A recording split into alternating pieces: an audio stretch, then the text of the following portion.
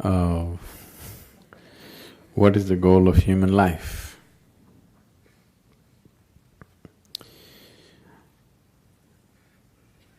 What is the purpose of human life? Or in other words, why life? That's a question. When it comes to life and existence, you never ask why. When it comes to fundamental existence, you never ask why. Because if you ask why, then I have to tell you a story. When I say a story, even if it's a real story, a real story, whatever I speak, if it is not in your experience, it is just a story. The only option that you have is either you believe me or you disbelieve me. Yes? If you believe me, it doesn't get you any closer to truth. If you disbelieve me, it doesn't get you at all. So, you never ask why. Right now, you're here with life. Why such a question has come? What is the goal of life? Because the process is not enough, isn't it? Yes? The process of life is not enough somehow. Suppose you were bursting with ecstasy every moment of your life, such a question would never come. What is the goal of life? Because to live is the goal of life. To live and to live totally. To live totally does not mean party every night. To live totally means when you are here, you must experience all aspects of life and go. Whatever this is, every aspect of what this is must come into your experience before you fall dead, isn't it so? Yes? This must happen, isn't it so, for every human being? Or do you want to just experience 10% of you and go away? You must experience what this life is totally, isn't it? Before you go, you must experience this. If you do experience that, then such questions will never arise in your mind because that's not the way existence is. Logically, your question is very correct. Okay, I'm living here, what is the goal of my life? If I tell you the goal of your life is you must attain to God, so we are making lots of assumptions, isn't it? We are making assumptions about various things which are not yet in our experience, isn't it? The moment you make assumptions about things which are not in your experience, you will become hallucinatory. 99% of the world's religion is hallucinatory, please see. Because you're assuming things that are not in your experience and working with that which you have assumed. The moment you give power to things that you have assumed, your mind will just fly off into all types of imagination and it'll be more real than real. See, your imagination can be more real than real, isn't it so? You go and sit in a cinema, it is just two-dimensional, just play of light and sound. But its impact is much more than the life itself, isn't it so? Yes? You went and sat in IMAX theatre? Its impact is bigger than life, isn't it? But is it bigger than life? Do you think so? Is it really bigger than life? Not at all. It is just that imagination has such power. Imagination, thought, emotion, all these things are a way to pave the way. Now I have a thought, I want to go to New York. This paves the way. Once I say, I want to go to New York, now, okay, how to go, shall I buy the ticket, shall I walk it, what shall I do, shall I drive? It's paving the way. But if I sit here and go on thinking New York, I'll never make it. Thought is not a reality that takes you there. It only paves the way, it makes you willing, that's all. Yes? Thought and emotion only makes you willing, it's never the real thing.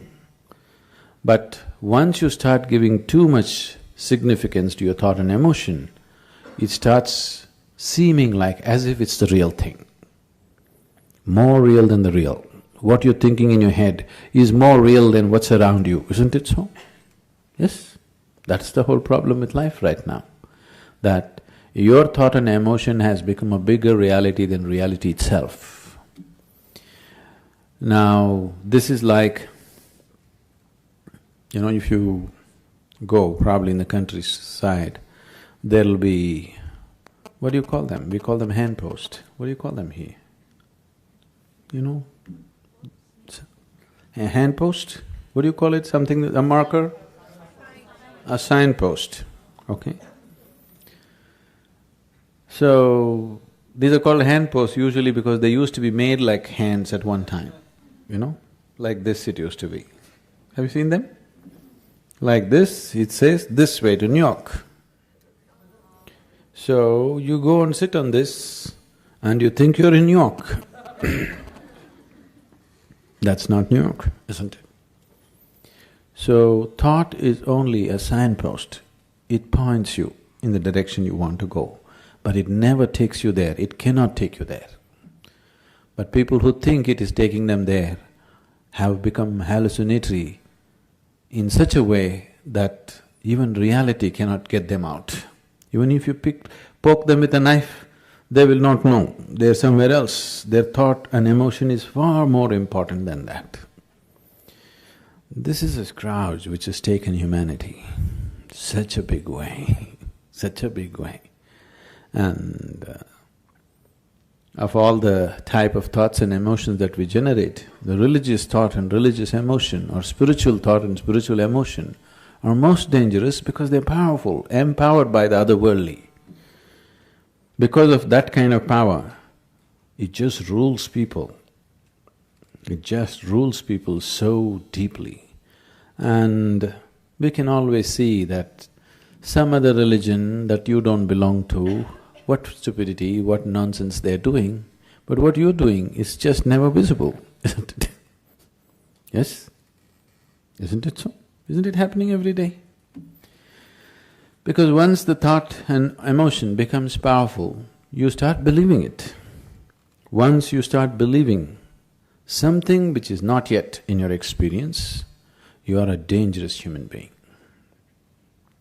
Because all the conflict on the planet, even today, what's happening, though people try to project it as it is good versus evil,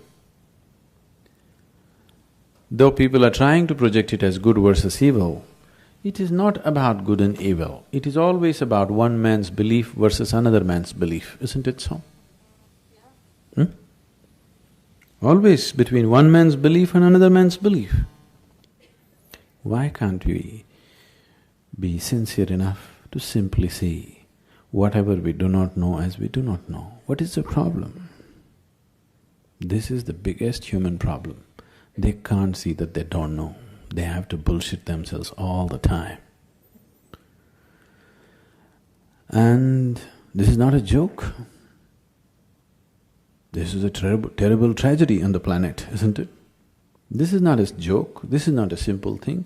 It has cost phenomenally for human life on this planet, phenomenally, and still continuing to cost.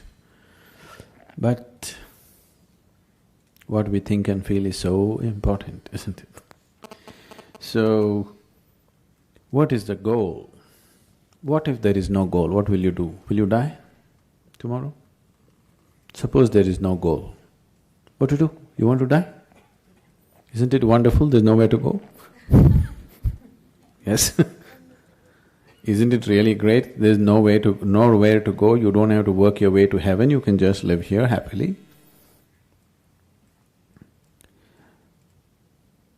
No, we are going to heaven. If you're so sure you're going to heaven, what are you waiting for? If you're so dead sure you're anyway going to heaven, what are you waiting for? I can't understand the logic. Huh? Waiting for the ticket. All you have to do is go and cut your throat in front of the temple. You understand? Whichever is your favorite temple, it'll happen. People 100% believe after I die, I will go to the lap of God. If you are going to the lap of God, you should not delay it. Really. Isn't it so? Such a sacred duty, can you delay it? You must go today, not even tomorrow. No, you want to live long. So why are you postponing such a wonderful opportunity? That's because you're full of bull. You tell yourself things which are not yet a reality for you. I'm not questioning whether these things exist, not exist, but it's not yet a reality for you. If you talk about things which are not yet a reality for you, to put it very bluntly, it just amounts to lying. This lying has cost phenomenally for individual human beings and for the whole humanity in a big way.